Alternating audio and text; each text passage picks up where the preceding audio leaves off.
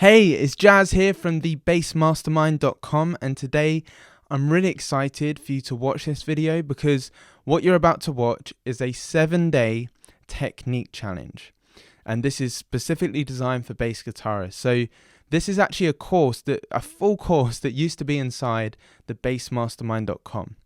Now, this course is perfect for you if you're a beginner bassist looking to improve your technique so you can play your favorite songs or favorite bass lines on the bass guitar, or if you're an intermediate bass player and you're looking to brush up on your skills and develop more, say, finger independence and more speed on the bass guitar. So in the past, this course has actually sold for $97, but as we're coming up to Christmas, I'm going to give you all 7 videos, the whole course, for free on this YouTube channel. You can think of this as your 2021 Christmas present from me.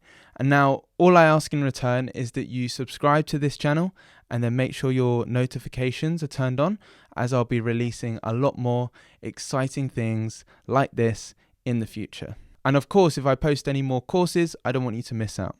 So make sure to watch the videos in order from day 1 to day 7.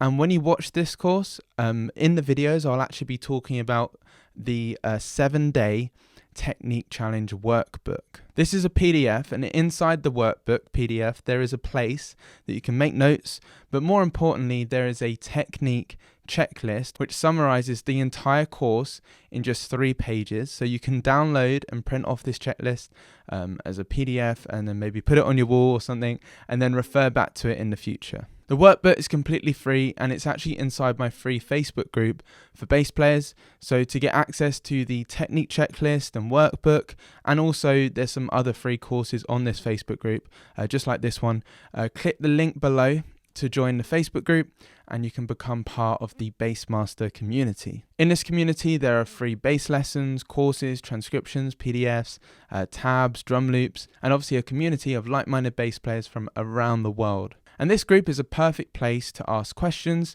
if you ever feel stuck in your bass playing. So before you watch today's lesson, click the link below to become part of the Bassmaster community so you can download the workbook and the technique checklist. And then you can come back to this video. So with all of that being said, let's jump into today's lesson. Hey, welcome back. And today is the final lesson in the 7-day technique challenge.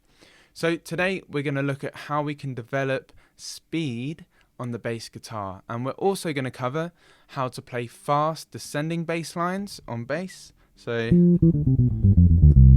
if we want to be able to play fast like that, and also the 2 types of plucking hand techniques. So now we're looking at the plucking hand, and there's really 2 types of plucking hand techniques, the main 2 types that I really want to show you, and then also what to practice when this challenge ends as well. So first things first, let's look at the plucking hand. You can see I've kind of zoomed in here on this camera so you can really see what my plucking hand is doing. You can already see on the screen the 2 types of plucking hand techniques that I like to use is what's called alternate plucking, and then the second one is raking. And the second one is where you're really going to be able to develop speed on the bass guitar. Now, alternate plucking is what we've already been doing. So if we take a C major scale and we just alternate in the plucking hand, so we have index here, middle. I'm just going to say I for index and M for middle. So I, M, I, M, I, M, I, M. And then coming down, let's say I, M, I, M, I, M, I, M. And that is what's called alternate plucking. So the big thing with raking is that you can't actually rake going up or ascending. You can only rake descending. So you would alternate pluck, so index, middle, index, middle, index, middle, index, middle. Now going down, the difference is that, I'll show you. So you would go I, index, M, middle, I, and then you can see if we're doing a proper technique in the plucking hand and we're going through the string, then you will actually land on the string below.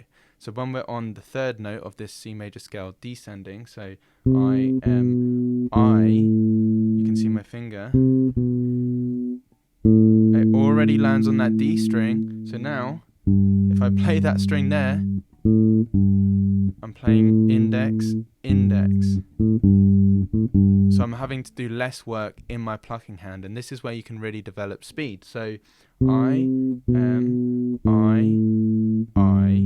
am, and then the same thing here, I. So those two notes you can rake, I am. So I am, I am, I am. And it actually is really helpful to say I am. I know it sounds a little bit silly, but it's really helpful to say it out loud, just so you can get that coordination between what you want to play and what your fingers are actually doing. So that's really helpful. Now, remember how I said back at the start of this challenge how the plucking hand is the engine?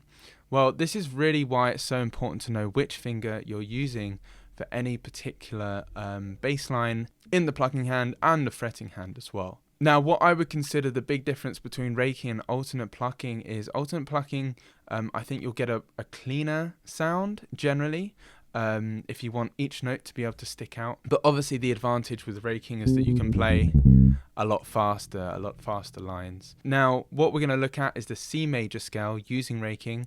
And like I said earlier, to keep track of which finger you're using in your plucking hand, just say out loud I for index and M for middle, and that's really going to help. Same even learning like a jazz sax lick, like I was working on the other day, like a bebop line or something like that. So once I'm happy with the fingering in my fretting hand, I would then look at my plucking hand and I would say I am out loud. So I am, I am, I am, I. So I do it really slowly, I do it out of time. And that's how you can develop speed on the bass guitar, is by practicing slowly like that and making sure your plucking hand is raking. So let's look at the C major scale, which we learned yesterday or the day before, I can't remember. But we looked at the C major scale. So in the fretting hand, we've got 2, 4, 1, 2, 4, 1, 3, 4, and we're going to also descend as well. But we're actually going to look at the C major scale and we're going to use raking this time. So we're going to go up, alternate plucking. So we're going to go I am. This is in the plucking hand, so we got index middle. I am, I am, I am, I am. Now we're at the top. We're going to start. Let's start with our index. So we're going to go descending on the C major scale, starting with the index finger here. So I am, and then we're going to rake, so you can see here, rake down, I am, I am. Now let's descend the C major scale, but let's start on our middle finger instead. So we got M, I, M, M, I, M, M, I. And that's how you can start developing speed. Obviously just practice it slowly, build up the speed. Don't try and practice it with the metronome straight away. Just play it out of time. Make sure your brain can pick up on the fingering that you're using with the plucking hand and the fretting hand, and then you can stick on a metronome at say 60 BPM. So before I give you your bass master mission for today, I just want to quickly share something. So what I want you to walk away from this technique challenge is the ability to know exactly how to figure out which position, which fingering, or which system technique you should use when faced with a technical challenge or a technically challenging bass line. So the kind of questions that go on in my head is, am I going to use more of a one finger per fret system, or am I going to use a Simandl technique for this particular part of the bass line? Am I going to do raking, or am I going to alternate pluck? Where should I play? Am I going to play up on the neck, here? Do I want that sound, or am I going to play here or here? Does my bass tone sound good? I mean, that's an obvious one, and obviously we want to stay in time and have good groove and all of that kind of stuff. And also, should I slow this down? And that's not really a question. It's normally, because normally the answer to that question is like yes.